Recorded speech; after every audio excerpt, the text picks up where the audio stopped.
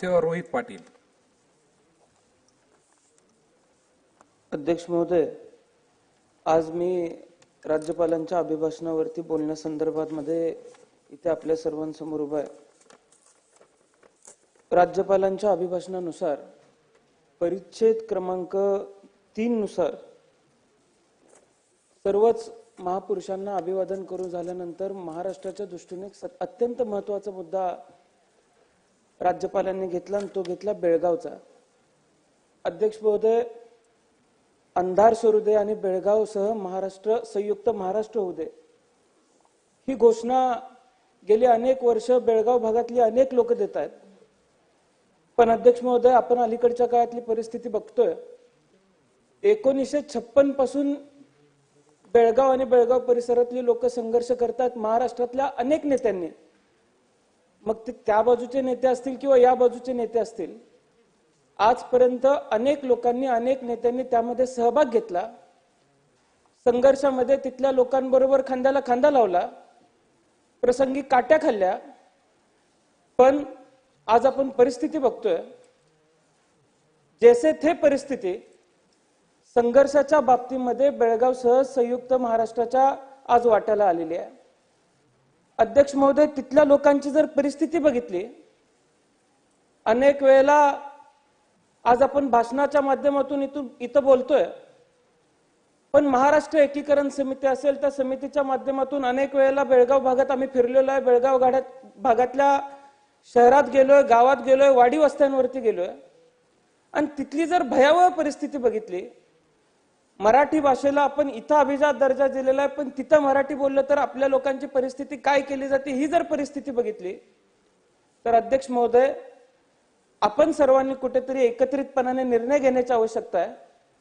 प्रकरण न्यायप्रविष्ट असताना आजपर्यंत महाराष्ट्रानं यशवंतराव चव्हाण साहेबांचा विचार डोळ्यासमोर ठेवून, मानवतेचा धर्म डोळ्यासमोर ठेवून कधी तिथली लोक आपल्याकडे आली म्हणून आपण काठी उगारण्याचा प्रयत्न केला नाही. पण अध्यक्ष महोदय, फक्त महाराष्ट्राचा मराठीमध्ये बोर्ड लावला म्हणून येळूर सारख्या गावामध्ये घरातनं बाहेर काढून पुरुषांना, स्त्रियांना, लहान मुलांना पोलिसांनी काट्यालाट्यांनी मारलं.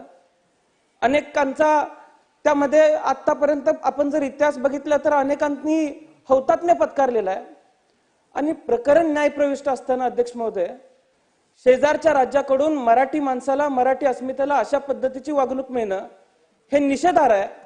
त्यामुळं राज्य शासनाच्या माध्यमातून यावरती काम केलं जावं. अध्यक्ष महोदय, अलीकडच्या काळातली परिस्थिती आपण बघतोय. एसट्यांवरती झेंडे लावले जात आहेत. इथनं गेलेल्या ड्रायव्हरला कन्नड आलंच पाहिजे अशी सक्ती केली जाते. आपण सर्वांनी एका गोष्टीची अध्यक्ष महोदय काळजी घेण्याची आवश्यकता आहे. आपल्या कोल्हापूर, सांगली, सातारा सीमा भागातली अनेक मुलं बेळगावला कॉलेजला आहेत, अनेक मुलं वैद्यकीय क्षेत्रामध्ये कॉलेजला त्या राज्यामध्ये शिकतात. उद्या त्या राज्यामध्ये महाराष्ट्रातल्या विद्यार्थ्यांना त्रास होणार नाही याची काळजी महाराष्ट्रातल्या सरकारने घेतली पाहिजे. अध्यक्ष महोदय, अनेक लोक संघर्ष करतात. मगाशी माझ्यापूर्वी बोलत असताना काही महोदयांनी, आमदार महोदयांनी बोलत असताना तिथल्या आपल्या सरकारी योजनांचा लाभ आपण त्यांना देतोय असं सांगितलं अध्यक्ष महोदय. पण आज माझ्या मिरज तालुक्यामध्ये असेल, सांगली शहरामध्ये असेल, कर्नाटक भागातले अनेक लोक ट्रीटमेंट घ्यायला येत असतात. कर्नाटकाच्या ज्या सवलती आहेत वैद्यकीयाच्या, त्याचे दर जर बघितले तर महाराष्ट्राने सुद्धा कुठेतरी दर सुधारण्याची आवश्यकता, ही दुरुस्ती आरोग्य मंत्रालयाला अध्यक्ष महोदय करायची आवश्यकता आहे. अध्यक्ष महोदय, मी आपल्याला एक गोष्ट सांगू इच्छितो की आपण वेगवेगळ्या पद्धतीचे लाभ देत असताना आज बेळगाव शहरामध्ये ज्यावेळेस संघर्ष चालू आहे त्यावेळेस आपले अनेक तरुण सहकारी तिथं संघर्ष करत असताना तिथल्या कन्नड ज्या संघटना आहेत त्या आपल्या तरुणांना त्रास देण्याचा प्रयत्न करतायत. अध्यक्ष महोदय, माझे सहकारी शुभम शेळके हे तिथे एकीकरण समितीसाठी काम करतात. आपण पक्षाच्या पलीकडे जाऊन अशा लोकांकडे अध्यक्ष महोदय बघितलं पाहिजे, कारण ते मराठी अस्मिता जपण्याचा प्रयत्न करतात. एका व्यक्तीला हद्दपार केलं पाहिजे म्हणून अनेक कन्नड संघटना एकत्र येत आहेत, त्या व्यक्तीला हद्दपार केलं पाहिजे म्हणून रास्ता रोको करतात. अध्यक्ष महोदय, तुमच्या माध्यमातून माझी राज्य सरकारला विनंती आहे की एका व्यक्तीला थांबवण्यासाठी अनेक संघटना जर बेळगाव शहरामध्ये येत असतील तर अशा तरुणाला ज्यानं मराठी अस्मिता जपण्याचा प्रयत्न केलेला आहे त्याला संरक्षण देण्याची भूमिका या राज्य सरकारने अध्यक्ष महोदय घेण्याची आवश्यकता आहे.